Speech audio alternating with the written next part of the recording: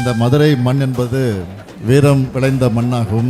அப்படிப்பட்ட வீரம் விளைந்த இந்த மண்ணில் வீர விளையாட்டான உலக புகழ்பெற்றிருக்கக்கூடிய அலங்காநல்லூர் ஜல்லிக்கட்டை பார்க்கும்போது நமக்கெல்லாம் வீரமே வருகிறது. அதனை அடக்கிற காளையர்களை பார்க்கும்போது நம்முடைய தமிழ் மண்ணுக்கு ஒரு பெருமையாக இருக்கு.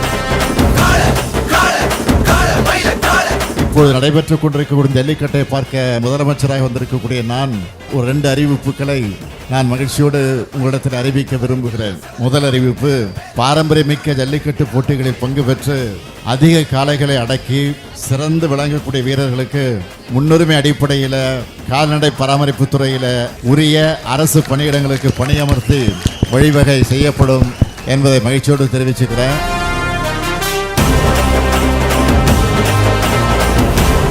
அடுத்து 2வது அறிவிப்பு, உலக புகழ்பெற்ற தமிழ்நாட்டின் ஜல்லிக்கட்டு காளைகளுக்கான அலங்காநல்லூரில் சிறந்த உயர்தர சிகிச்சை மற்றும் பயிற்சி மையம் 2 கோடி ரூபாய் செலவில் அமைக்கப்படும் என்பதையும் மகிழ்ச்சியோடு தெரிவிச்சிருக்கிறேன்.